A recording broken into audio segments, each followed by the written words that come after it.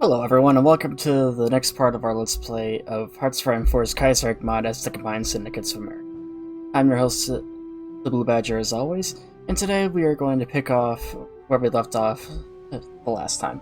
Now, the last time, obviously, we pretty much wrapped up the American Civil War, the second one, and we were able to defeat the other three factions in the war as the Combined Syndicates of America.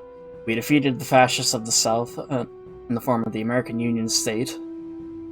We defeated the Federalists under the command of General MacArthur, and we also defeated the old Democrats in the form of the Pacific States of America as well in the West. And of course, we even defeated Canada as well. We were able to push them back after they intervened in the war on behalf of the American Union State, if I remember correctly. But, anyways, since the last part, though, we did have to go back and redo everything, actually. Well, I did. Is that the developers of this mod actually came out with a new patch for it, which unfortunately made my previous save not work, so. Unfortunately, though, thanks to a couple of mods as well where I'm able to choose the various paths of the nations, I was able to get things pretty much back to where they were. However, instead of it being May at the moment for the end of the war, however, we are currently pretty much in mid to late January instead. So, that's one. Sorry. Yeah, Oliver. Kind of a mess right now. But, anyways, I'll show you some of the differences that have occurred. There are a few differences in Europe. One of them that's different from the playthrough so far is that the fascists and the Italian Federation were actually defeated, so they are no longer in power. In Austria, I think they're the same, but anyway, Spain was still taken over by the Syndicalists, and they were able to overrun Portugal in the opening salvos of the Second Weltkrieg, and right now it's pretty much a stalemate in the frontier. But then in the east, the Russians were successful in their revolution this time around, and they're currently being led by Alexandra Kollontai. I think that's how you say it. I'm not Russian, so I apologize if I butchered that name. But anyways, I'm expecting them to eventually join the war, and soon here as well. And apart from that, Middle Africa was actually able to survive, and it's basically still the same super colony, not the big clusterfuck it was before. And China's actually a little easier too, so that the Qing government was actually able to kind of consolidate power, so it still is a pretty powerful force, and it's certainly, currently, going toward the orangutan government. And then the other big difference too is that Brazil and Argentina are having at it. Basically, Paraguay, the Peru-Bolivian Confederation, and Argentina are going to war against Uruguay and Brazil. So it'll be interesting to see what happens there. And then the other major difference too is that Puerto Rico was actually able to declare its independence, so it's actually its own country, and I may or may not decide to bring them back into the fold eventually. But who knows, I might just let them go. But the Civil War actually did go the same way in the redo of the Let's Play. However, one difference is that Mexico actually intervened on our behalf, and it was actually able to divert some troops away from the front, which allowed us to counterattack. And I also changed the direction that the troops here went. Instead of heading into the Rockies, I had them actually head to the coast, and they were able to put up a significant defense in this area here. You can see some of the forts that I had left over. But, anyways, with the war pretty much won at this point, is that I literally just won it in this place, so instead, I'm going to now start the Second Constitutional Convention. The time has come to decide the next step of our revolutionary struggle, to find a way to unite workers behind a single cause and ideology. Although our delegates come from a wide variety of unions and communes, we hope for consensus on the future of socialist government. Like it was over a century ago, we shall let Philadelphia be the site of a constitutional convention. In 70 days we'll have that happen. Yeah, things are starting to ramp up. I'm also gonna have to rebuild a lot of our industry, though, since we are no longer at war, a lot of the industry is not exactly in working order. But in the meantime, I'll just back over there. And a few more naval ships. You know, one thing I'm gonna want to do from the start is to basically rebuild the American Navy. That unfortunately, while we did win the war, the various factions scuttled their ships, so I'm unfortunately left with a rather small navy. And eventually I'm hoping to assist our European comrades. I'm going to get all the help we can get. Keep the repairs still the top priority. Get what's going a little bit. Alright. Fight for America has been removed. One thing, too, is that we were actually able to maintain hold on both Alaska as well as the Panama Canal, and it looks like the Russian Socialist Republic has joined the Third International. So they'll likely join the war, too. So, but yeah, that's a pretty important position to have, just with the canal here. We can...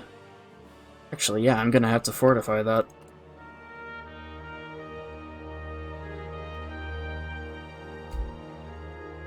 So this is a key area that we want to make sure that we're able to protect. Radar, maximize that. Okay. But yeah, the one area of the United States that has managed to break away that I definitely will be bringing back into the fold eventually is Hawaii, which is currently allied with the Germans, the Reichspact, so hopefully that'll... It'll be interesting to see what happens here, though. Hang on, hold that thought for a second, but last America standing. It's beginning to dawn upon our citizens that the American Civil War is actually over. The scars from the fighting will last for a long time, but it seems as if a feeling has already started to sink in that any chance to change America's destiny further has passed. We are now, and forevermore, the combined syndicates of America. The world should know that it is so. God bless America indeed. So it is a good day for America. We've overthrown the capitalists, we've overthrown the fascists, and we are now going to create a new country where every man, woman, and child in the, well, I guess former United States is truly free. And that's actually already happened, but Oswald Mosley is in charge of Britain again. Cuba has capitulated. Yeah, that reminds me too, one other difference is that Cuba actually went syndicalist, so they're actually under part of the Third International, actually, in their Lend-Lease program. That's fine, we don't really need it anymore anyhow. We should probably end our submarines from having to play in these areas here. There we go.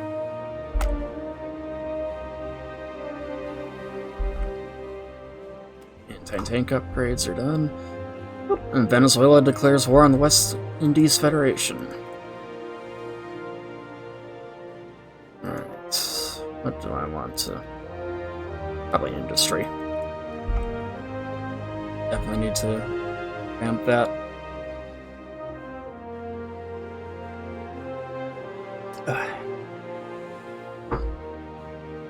Yeah, even though the war is won, we definitely have a long ways to go.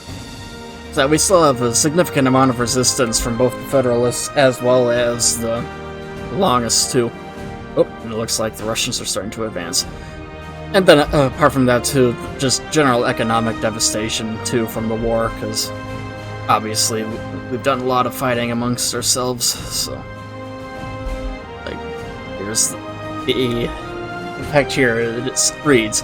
While we may have won the Civil War, our country is in ruins. Most people are forced to barter electricity, running water, and other basic services barely function, and millions are starving or ill, especially the thousands and thousands of orphans. And then essentially this just talks about how various terrorist groups are being held in factories and whatnot. Federalist bombing. So... Delmarv. Looks like initially the Reichspakt has the advantage here, so it'll be interesting to see what happens, because honestly, whenever the Soviets, I guess Russians in this one, join this early, it can go kind of one of two ways. Either, one, they manage to just steamroll their way through into Germany, or the other way around, honestly, which is honestly what's starting to look like a little bit, is that the Reichspakt just steamrolls through Russia. So, hopefully they're able to put up some sort of defense. And now we have Longest bombing. Explorers view Long and his ideals have targeted factories, railways, and troop installations throughout Massachusetts, causing a great deal of damage and loss of many lives. National Guard are on the scene in Massachusetts and claim they are closer to catching the ringleaders behind these groups than they were before. We shall crush those terrorists. Hopefully. At the moment, the convention is underway, and then I'll reveal to all of you to the direction that I'm hoping to take the country. Is that while I'm playing as the faction that's a little more to the left of my political ideology, I still want to try and bring this new America as close to my ideal. The politicals. Wow, that was an absolute fail on my part. Sorry, it's been a long day. What I'm trying to say is that essentially I'm just going to make the new America as close to my actual political ideology as possible. So, as we can see here, the Ottomans are still getting their asses kicked by various factions of countries in the Middle East here.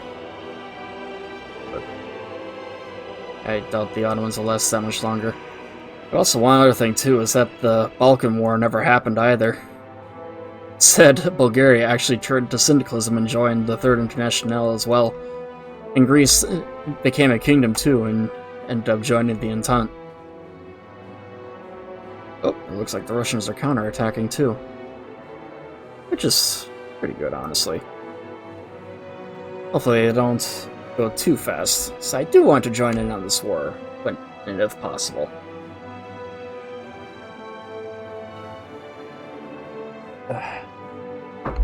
Blitzkrieg is done. Had them research that a little bit, so turn down the volume. I'm still trying to figure out that nice little medium point between the various audio settings as well. Not the best things. Federalists who still fight for their delusions of capitalism and exploitation have targeted factories, railways, and troop installations throughout New York City. And then it's essentially the same thing as before. It's always interesting to see where, so.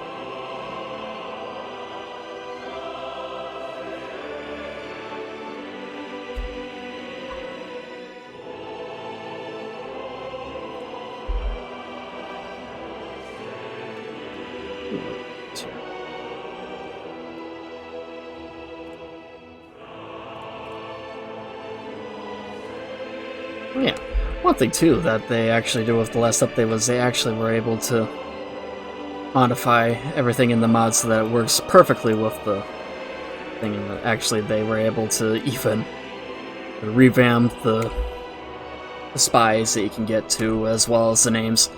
So that the name of our intelligence agency is actually now called the Central Security Bureau, so it's no longer the CIA like it originally was before. Looks like we're almost done then too.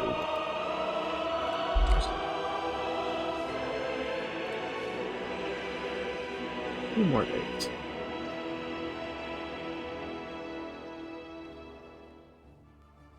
Alright. Perfect. So the convention is underway. And while in the meantime, we'll just do this. As the revolution comes closer to a close and victory seems to be in sight, we must now take stock and evaluate the state of the army and comprehensively. The army comprehensively. Already proposals are flurrying about this project or that to enhance our military might. And it removes the spirit of war syndicalism. Oh, okay, so it removes that effect then. which is good, honestly. We don't really need them anymore.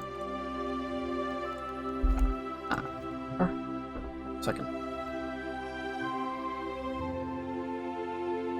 And the Constitutional Convention begins. Today, delegates have gathered from across the country in the city of Philadelphia as the Second Constitutional Convention is convened in order to draft a new and better constitution for America.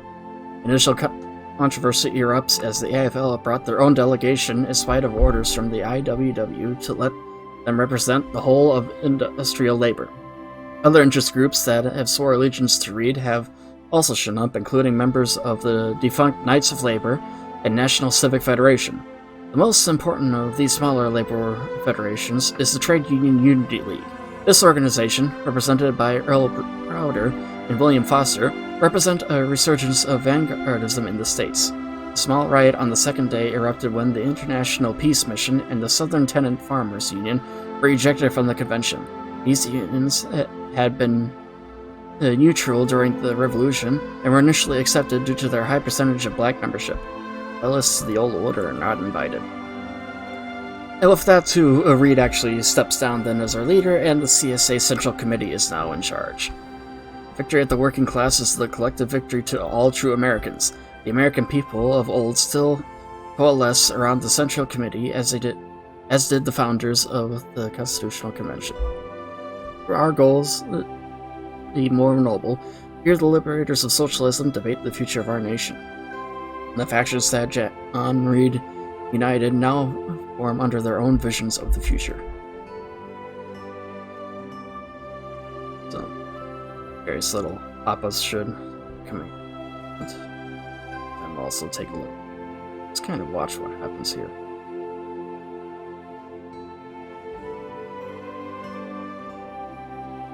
A little bit of fighting. Some over here too. Nothing major, but it looks like the Russians are starting to push into Ukraine a little bit. Alright, and then we have the first part of the convention. Socialist Constitution, the system of government. The AFL has made a splash in what many had expected to be a landslide victory for the IWW. What was supposed to be an easy article, that of a new legislative branch, has drawn a line in the sand. The IWW representatives argue that America should be strictly anarcho-syndicalist government with all the legislation vested in the industrial trade unions. These unions seek to abolish membership fees and elect representatives via wall-to-wall bargaining unit elections. The AFL argues that America should be a socialist state with power vested in local councils of professional workers. The AFL claims representatives would be elected via seniority, with full voting rights given to only citizenry that has spent some years paying dues and serving their fellow man. The TUUL representative William Foster spoke in favor of the IWW, stating seniority and paying to vote is no different from a graft, which is something a vanguard of syndicalism cannot support. Foster's impassioned speech, if it leads to the IWW's legislation passing, could signal a shift in support for the TUUL over the IWW. And then with this, we have two different options that we can do. We can either do the first option, which is the people exercise state power through trade union councils, which will increase the popularity of syndicalism by 3%, as well as totelism by 7%, or the people exercise power through councils of professional workers, which gives radical socialists a 10% increase in the convention. Ooh, excuse me. And actually, I'm going to do the second one. The people exercise power through councils of professional workers. That gives a little more of an edge to the radical socialists here then. And Socialist Constitution, the framework. Article 1. All power in America derives from the people and belongs to the people. The people exercise state power through councils of professional workers, which constitute the political foundation of America. All other state bodies are under the control of and accountable to the councils of professional workers. Article 2. All the representative organs of the state authority are elected by the citizens on the basis of universal, equal, and direct suffrage by secret ballot to their respective union. Unions reserve the right to deny workers membership if their membership fee falls into the public debt. The workers' representatives in all organs of state authority are responsible to their electors. It will be determined by law in which cases, under what conditions, and in what way the electors may recall their representatives even before the end of the period for which they were elected. Article 3. No law or administrative or local rules and regulations shall contravene the Constitution. All state organs, the armed forces, all political parties and public organizations, and all enterprises and undertakings must abide by the Constitution and the law. All acts in violation of the Constitution and the law may be investigated by a commission of councils of professional workers. No organization or individual may enjoy the privilege of being above the Constitution and the law.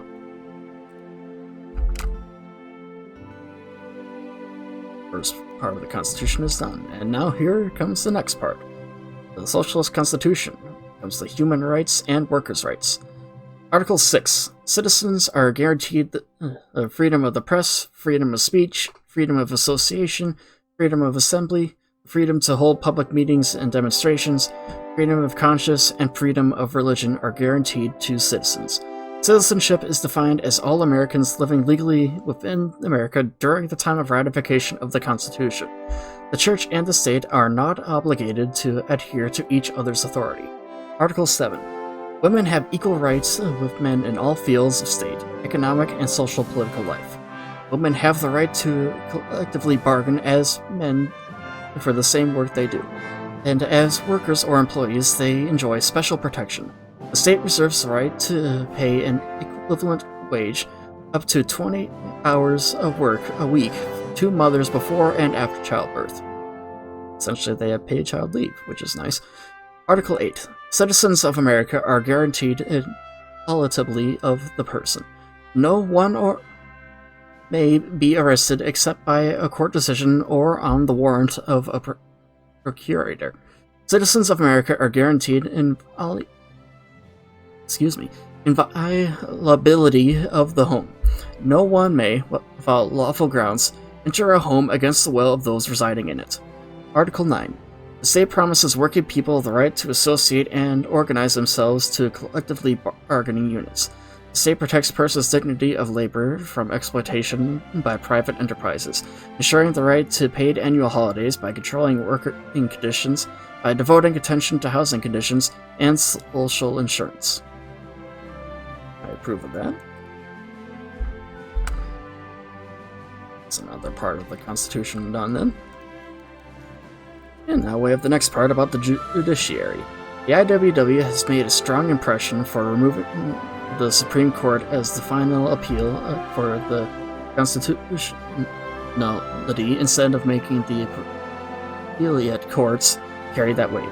Reminding members of the convention of the court's track record for legalizing oppression of unions and downright reactionary laws, Elizabeth Gurley Flynn remarked that preserving an unelected position of final legal decision could lead to authoritarianism. To the surprise of many, Earl Broder of the TUL dissented, arguing that this discrimination was the result of the corrupt party system and not inherent to the flaws of the U.S. Constitution. Broder, removing the Supreme Court would endanger the unity of the nation and lead to more schisms as it had happened in the Soviet Union. The AFL have quietly dissented with their own vanguardist cohort, and have pledged to support Flynn if a resolution passes. And we can either enshrine judicial review of the court, which will keep it in place, or we can just get rid of the Supreme Court entirely. Instead, we are actually going to review the court, which will keep the Supreme Court in the checks and balances system, but at the same time it will increase popularity of totalism in the country, but shouldn't impact us too much, hopefully.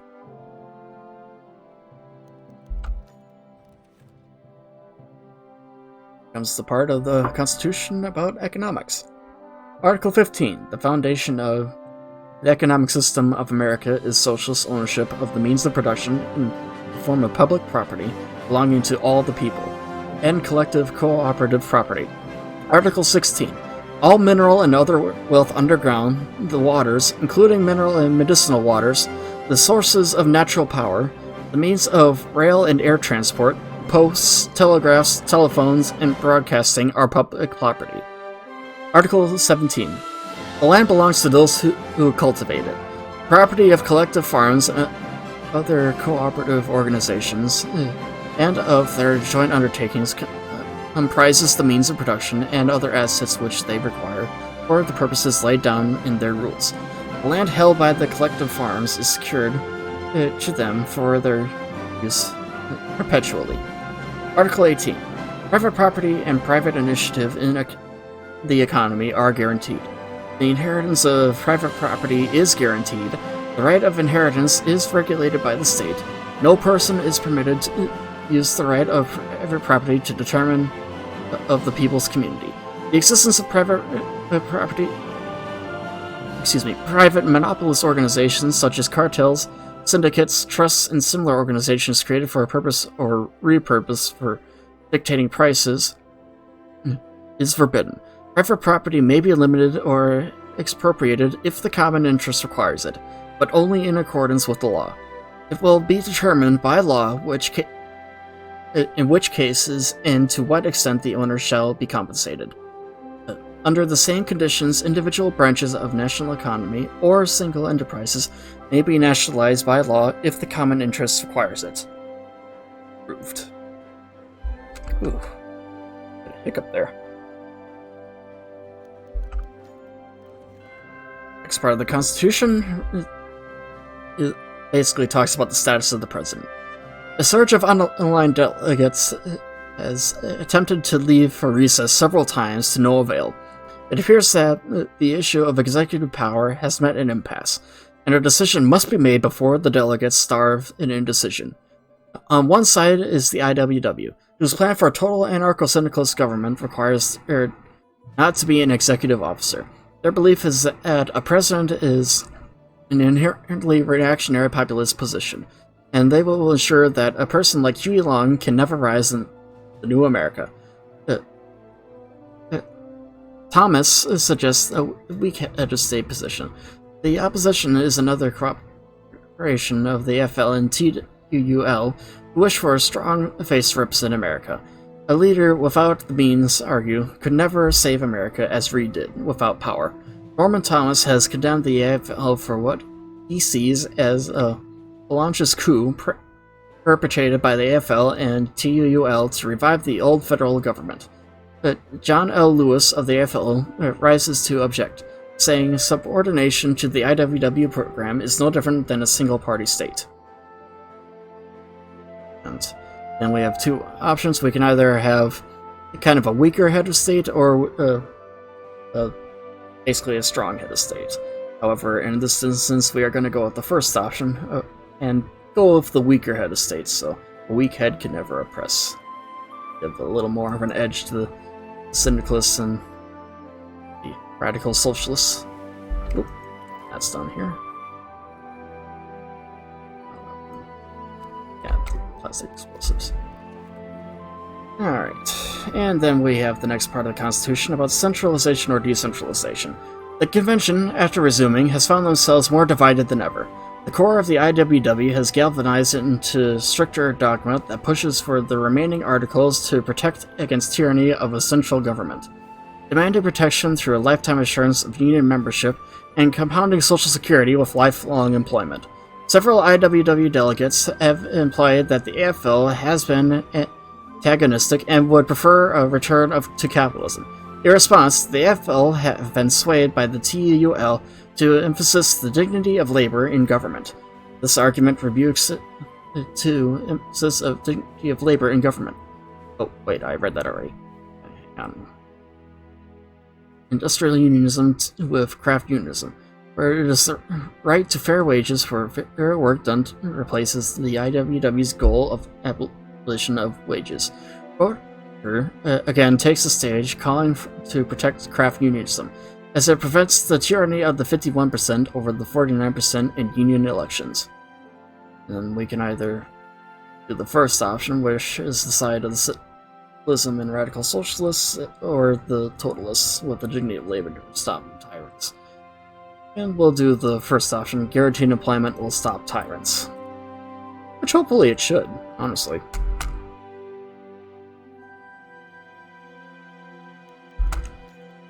And then the next part about the capital. One of the last things to be decided is the capital of America. While many are advocating for Washington, D.C. as the capital, as it was the old capital and it easily fits that purpose, others are advocating for the loyal cities of Chicago, Philadelphia, and New York City. Which shall the convention choose? We're going to choose D.C. I'm not going to switch that.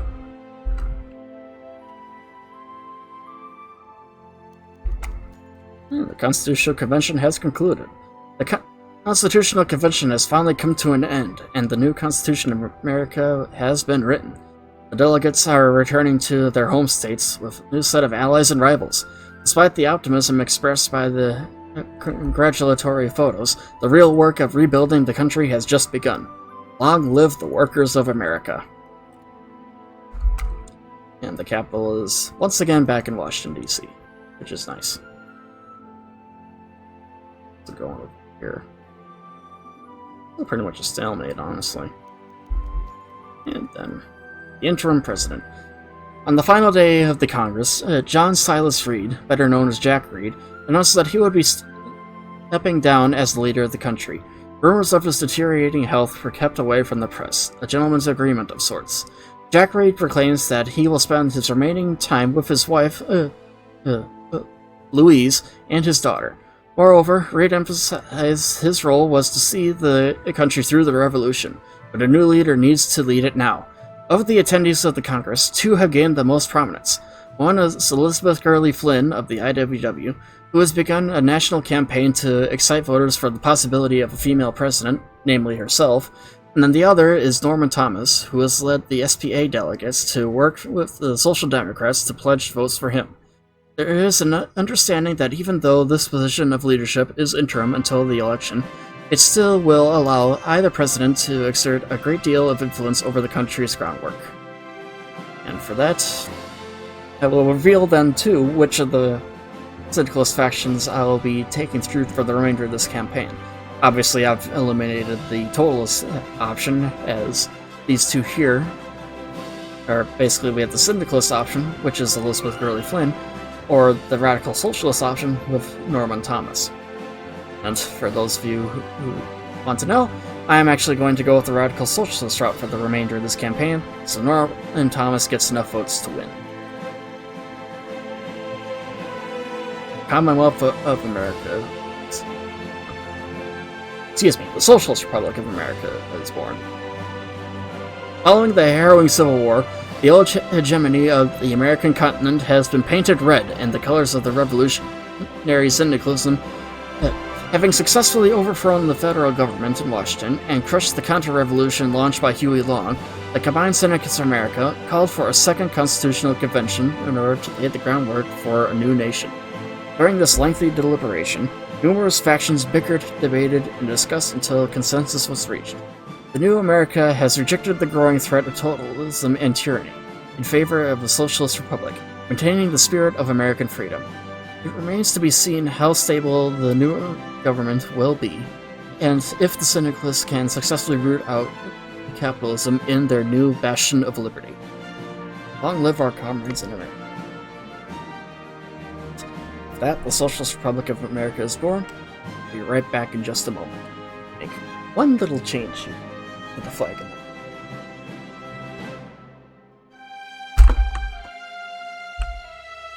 Okay, sorry about that. But, yeah, I have the Radical Socialist flag, actually. So, I replaced the CSA battle flag with that.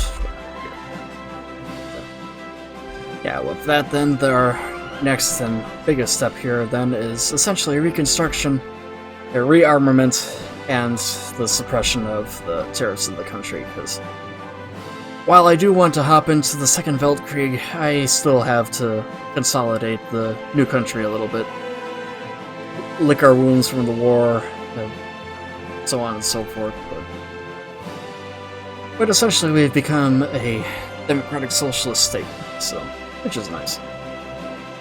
So that's kind of how I've always viewed the radical socialists in this mod, is that while they are socialists, I see them more as like the kind of socialists that you'd see in today's Canada, Norway, and whatnot.